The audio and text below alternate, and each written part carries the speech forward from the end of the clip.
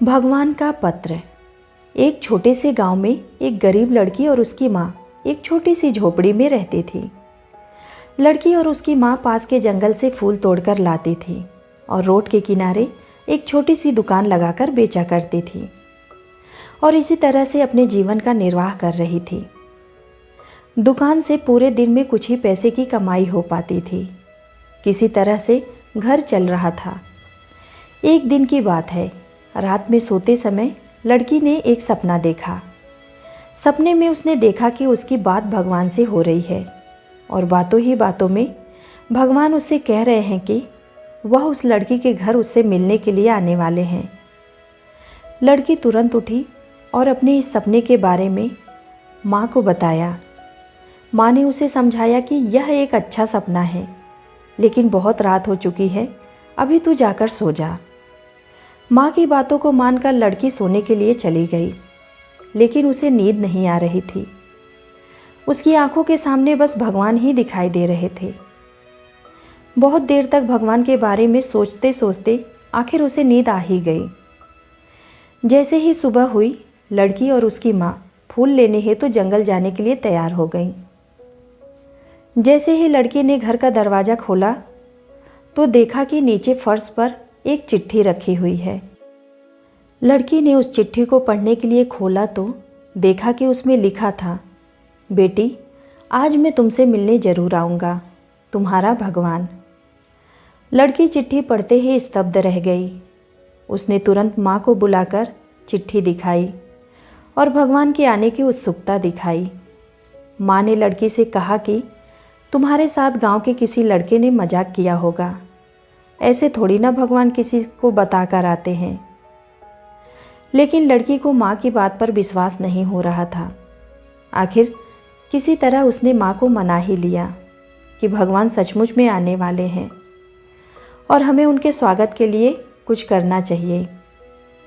अब दोनों ही भगवान के आने पर उनके आओ भगत की तैयारी करने लगे। घर में एक छोटी सी चारपाई पर एक चादर बिछा दिया।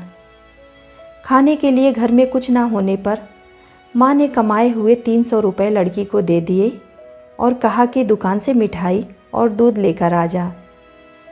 लड़की घर से निकलने ही वाली थी कि जोरों से बारिश होने लगी। उसने एक चादर को ओढ़कर हाथों में एक छाता लिए दुकान की तरफ चल पड़ी। जैसा कि माँ ने कहा था, लड़की ने 200 रुपये में मिठाई और दूध लेकर घर की तरफ चलने लगी। उसे डर था कि कहीं भगवान आकर चले ना जाएं, इसीलिए वह एक रिक्शा करके तुरंत घर की तरफ निकल पड़ी। लड़की घर के करीब पहुंचने ही वाली थी कि उसने देखा कि रोड के दूसरी तरफ एक औरत एक छोटे से बच्चे को हाथ में लिए खड़ी है। शायद उसे किसी प्रकार की कोई मदद चाहिए थी। ऐसा प्रतीत हो रहा था कि वह औरत किसी बड़ी मुसीबत में है। लड़की ने रिक्शे वाले को इशारा किया और उस औरत के पास गई।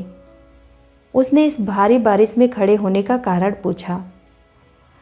औरत ने बताया कि बच्चे को तेज बुखार हुआ है, लेकिन उसके पास पैसे नहीं हैं, इसीलिए कोई उसे अस्पताल ले जाने के लिए तैयार नहीं हो रहा है। अब लड़की असमंजस में पड़ गई। एक तरफ यह औरत जो अपने बीमार बच्चे को लेकर बारिश में रोड पर खड़ी है और दूसरी तरफ भगवान के आने की खुशी। लड़की समझ नहीं पा रही थी कि क्या करे। अगर यह मिठाई और दूध बच्चे को दे दिया तो उसकी भूख मिट जाएगी, लेकिन भगवान को खिलाने के लिए कुछ ना बचेगा। कुछ देर तक सोचने के बाद लड़की ने तय किया कि उस औरत की मदद करनी चाहिए और उसने अपने पास लिए कंबल, छाता, मिठाई, दूध और बचे हुए 100 रुपये उसे दे दिए और रिक्शे वाले से उसे अस्पताल छोड़ने के लिए कहा। लड़की अब भीगते हुए घर की तरफ चल दी। वह मन ही मन भगवान से माफ़ी मांगने के बारे में सोच रही थी। थोड़ी ही देर में वह घर पहुंची और यह सारी कहानी अपने माँ को बताई। माँ ने पूरी कहानी सुनने के बाद लड़की के हाथ में एक और चिट्ठी रखी और बताया कि तुम्हारे आने से पहले कोई दरवाजे पर रख कर गया है। लड़की ने जब चिट्ठी पढ़ी तो स्तब्ध रह गई। मानो उसके होश ही उड़ गए हो। वह तुरंत सड़क की तरफ दौड़ी, उस गरीब औरत और बीमार बच्चे को देखने के लिए। लेकिन अब वहाँ कोई नहीं था, शायद वे चले गए थे।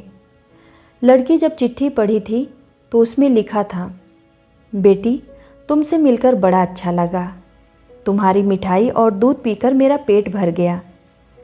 तुम्हारा दिया हुआ कंबल और छाता मुझे बहुत काम आया। अगली बार तुमसे मिलकर लौटा दूंगा। तुम्हारा भगवान।